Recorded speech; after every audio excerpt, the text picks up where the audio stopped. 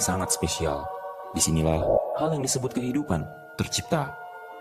Dari sekian banyak organisme kehidupan dengan jutaan spesies di dalamnya, tetapi satu spesies kelak akan menjadi penguasa di tempat spesial ini. Dulu, spesies ini memiliki saudara, namun akhirnya hanya menyisakan mereka satu-satunya.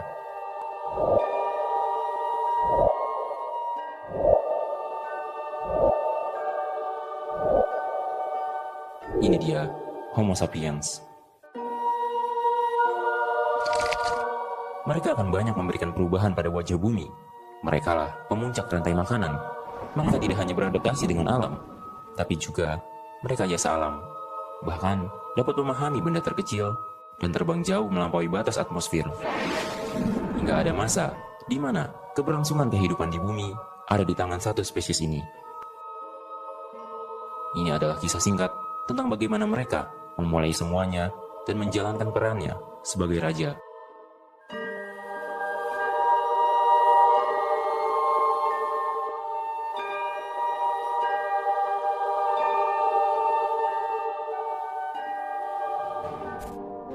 Kita akan memulai kisah ini dari tempat ini.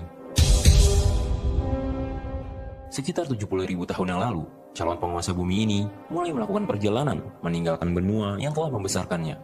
Saat itu, mereka belum menjadi pemuncak rantai makanan. Mereka masih bersaing secara alami dengan predator yang bahkan lebih ganas darinya. Adalah otaknya. Bila dibandingkan dengan ukuran tubuhnya, mereka memiliki volume otak paling besar di antara spesies hewan manapun. Hal ini membuat Homo sapiens mampu memiliki kemampuan berpikir yang luar biasa. Tapi, otak besar ini bukan tanpa resiko. Otak besar membutuhkan energi yang besar pula. Dan itu dibayar dengan kekuatan otot yang menyusut. Tapi tenang, mereka dapat membuat alat dengan bantuan otaknya untuk mengatasi otot yang lemah. Homo sapiens mampu membuat alatnya sendiri, memanfaatkan apa yang ada di sekitarnya, dan ini bahkan menyaingi predator lain yang lebih kuat. Kayu, batu, tulang, gading, kulit hewan, dan berbagai bahan lain yang dapat mereka manfaatkan dari alam sebagai bahan untuk membuat alat. Dan satu hal yang membuat mereka ditakuti, api. Selain untuk mencari makanan, api bisa mereka gunakan untuk menerangi kegelapan, menjaga diri dari predator lain, menghangatkan badan, dan memasak.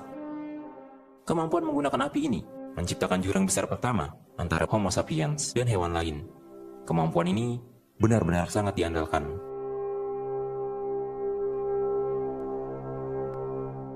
Bersama dengan kemampuan berpikir mereka yang luar biasa, spesies ini mulai memikirkan hal yang tidak pernah dibayangkan sebelumnya. Suatu hal yang abstrak.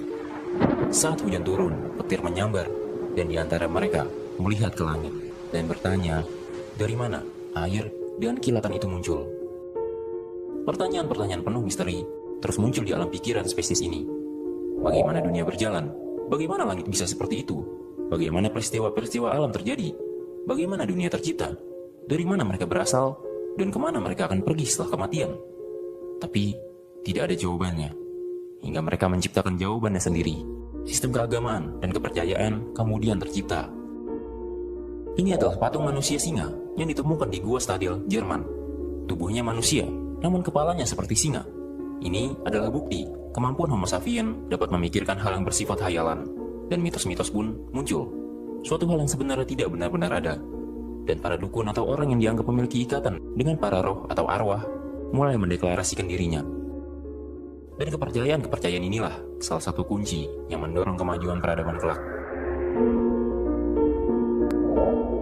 Ini akan membuat para pemimpin mempunyai banyak pengikut, dan Homo sapiens mampu bekerja sama dengan jumlah besar hanya karena satu kepercayaan yang sama.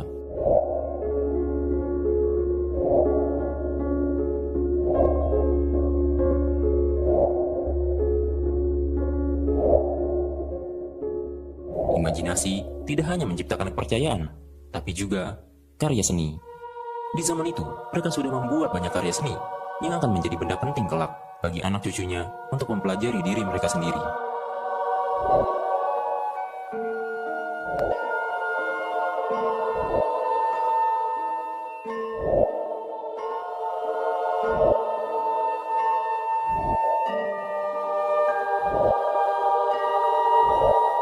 Dalam perjalanannya keluar dari benua lama, kala itu calon penguasa bumi ini mengandalkan gaya hidup nomaden. Mereka berpindah dari satu tempat ke tempat lain. Mereka makan dengan cara mengumpulkan tumbuh-tumbuhan dan berburu hewan. Dengan kelompok yang terdiri mulai dari lusinan individu hingga mungkin ratusan individu. Sesekali mereka menetap apabila dirasa ada tempat yang cocok. Berbulan-bulan, berminggu-minggu, hingga hanya hitungan hari, tergantung kondisi lingkungan barunya itu, yang akhirnya mendorong mereka pergi ke berbagai benua. Dan gaya hidup ini masih dipertahankan oleh keturunannya ribuan tahun kemudian.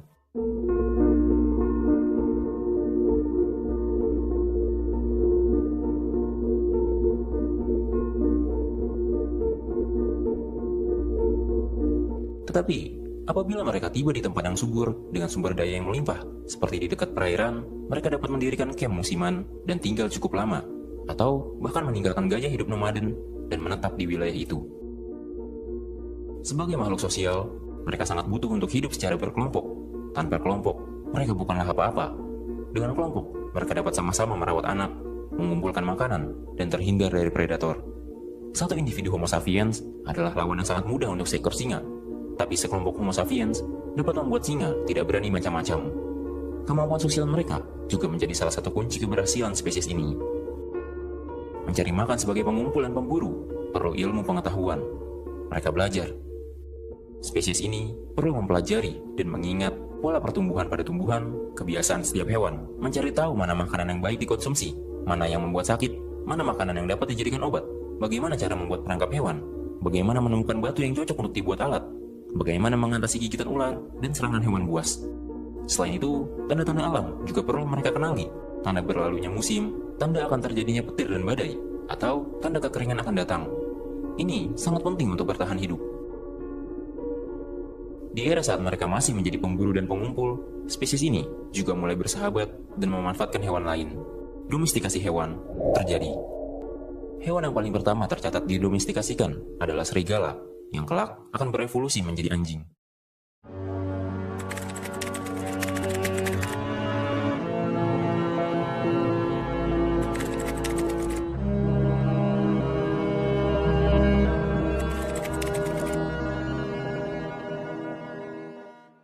Tapi, semua pengetahuan yang dimilikinya tidaklah berguna bila tidak adanya kemampuan komunikasi yang sangat baik. Bentuk komunikasi Homo sapiens sangat unik dan rumit. Mereka mau berbagi informasi antar individu dan mengkalkulasikannya menjadi ilmu pengetahuan, di mana tidak ada hewan yang memiliki bentuk komunikasi serumit mereka. Saat itu, mereka tidak sendiri, dan ada kalanya spesies ini bertemu dengan saudara-saudaranya. Tapi, tidak ada satupun saudara mereka yang tersisa.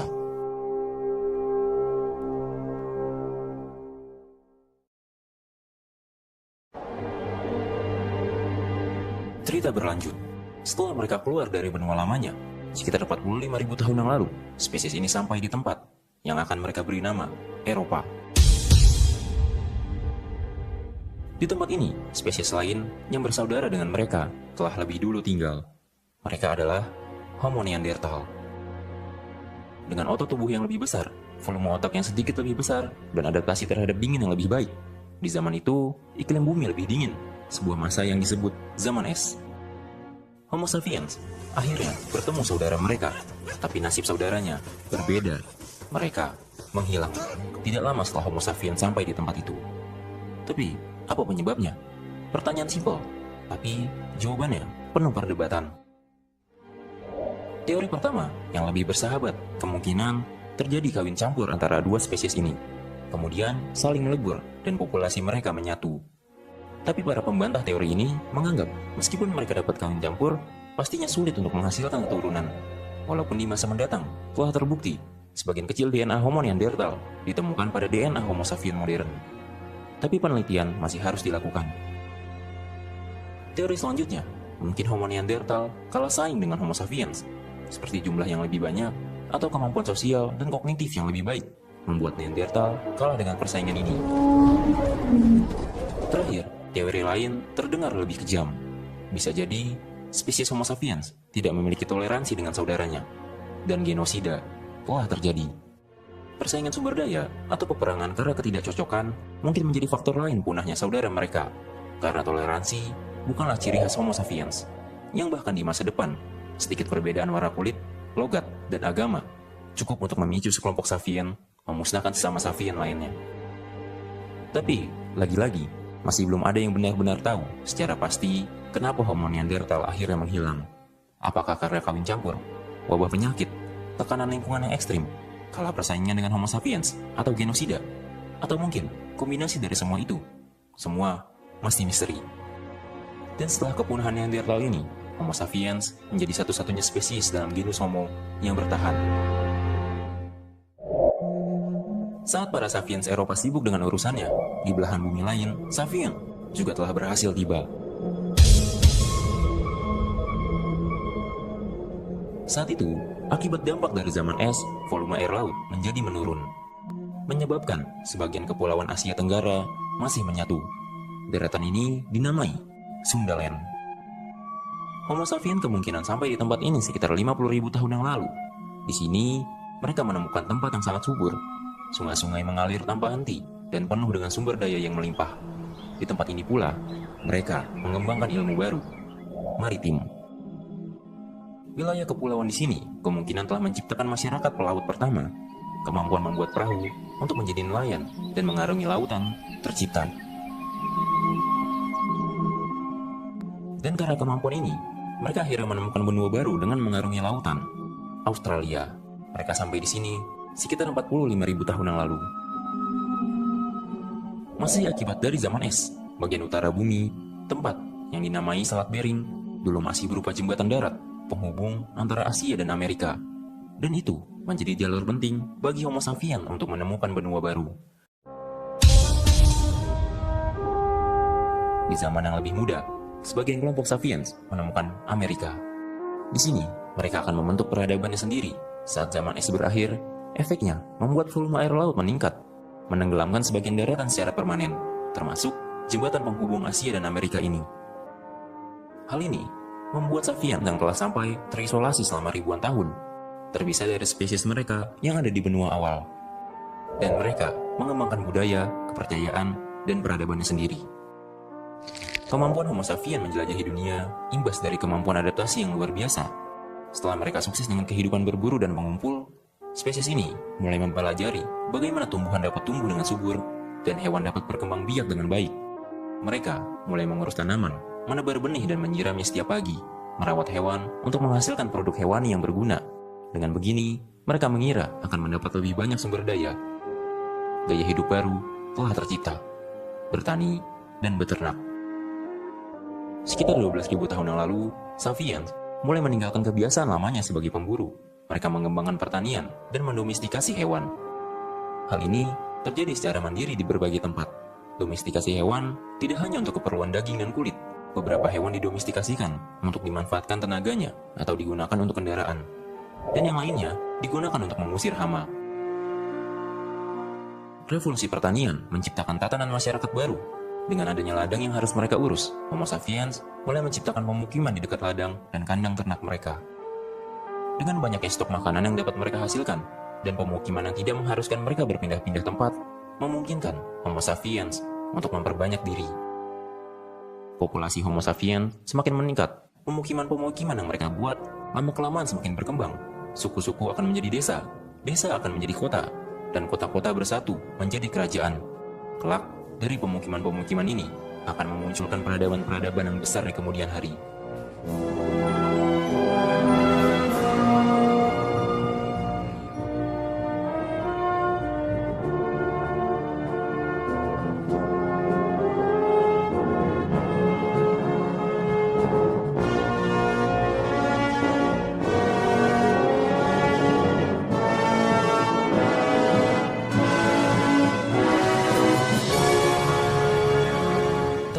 Perubahan gaya hidup sapiens dari berburu menjadi petani ini tidak selamanya indah.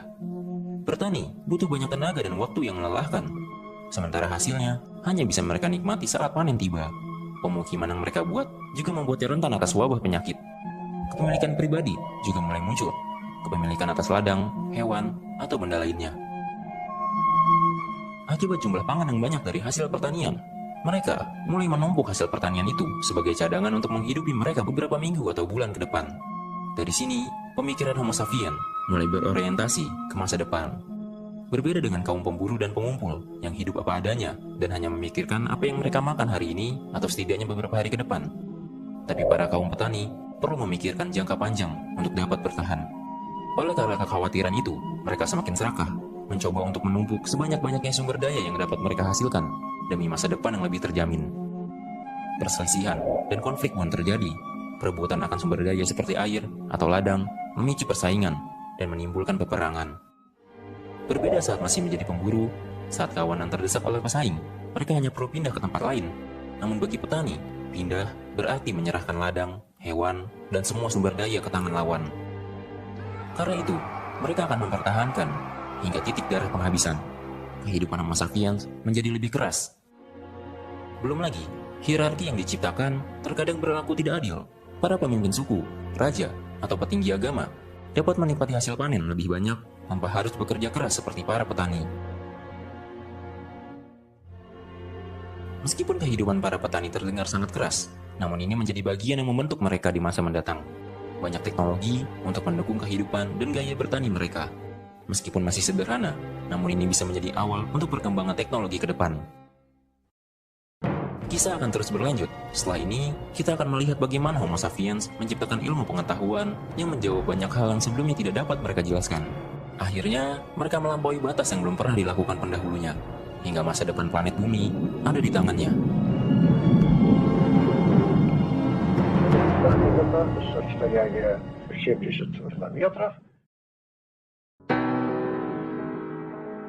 Akhirnya, Homo sapiens mencapai kesuksesan yang luar biasa.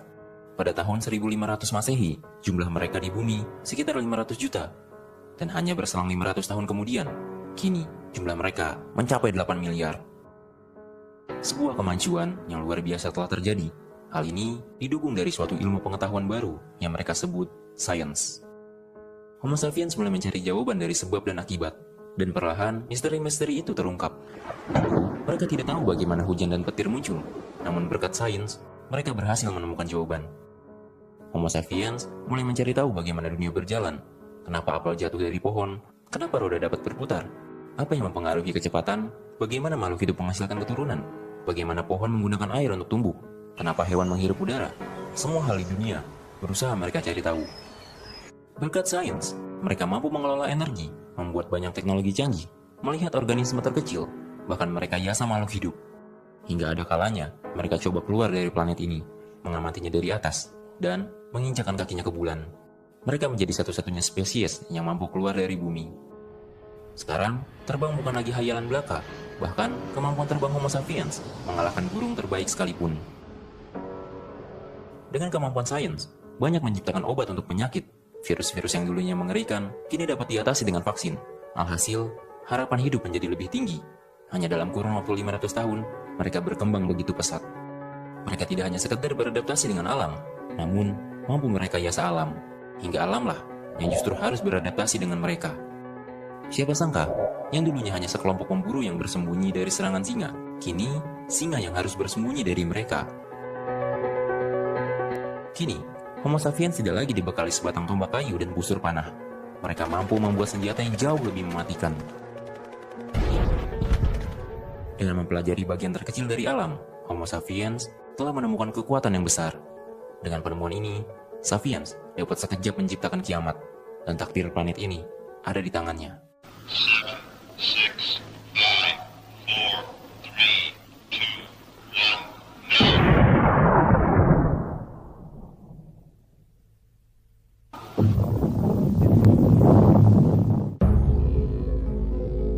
Berkat sains, mereka mampu mengembangkan teknologi. Mesin-mesin mereka buat, revolusi industri tercipta. Gaya hidup baru muncul, sebagian meninggalkan kehidupan bertaninya dan mulai bekerja di bawah mesin-mesin pabrik. Ketika dekade terus berlalu, perkembangan Homo sapiens semakin pesat. Mereka mampu berkomunikasi dengan jarak yang sangat jauh. Mereka mulai menciptakan hal yang mereka sebut digital. Sekarang, dunia sapiens semakin aneh. Hal yang dulu hanya ada di cerita fiksi ilmiah, kini perlahan benar-benar terwujud. Sains akan memunculkan beberapa tokoh penting dalam keilmuan sapiens.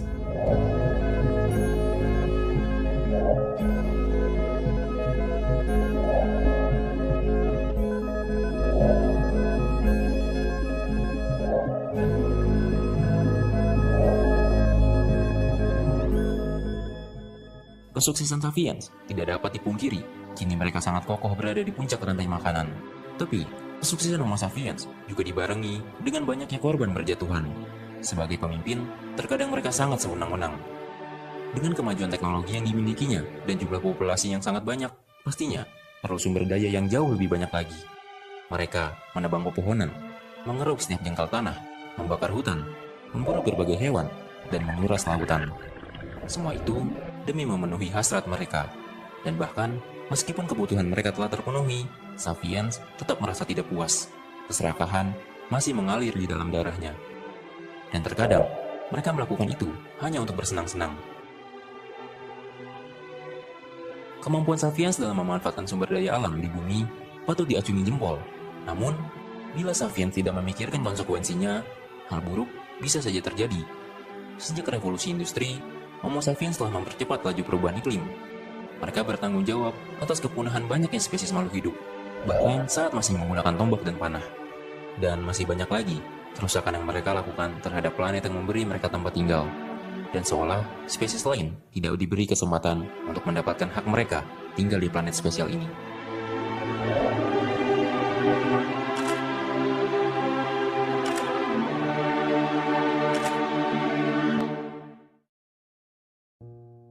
Selama 4,5 miliar tahun usia bumi, planet ini telah melewati serangkaian kepunahan massal.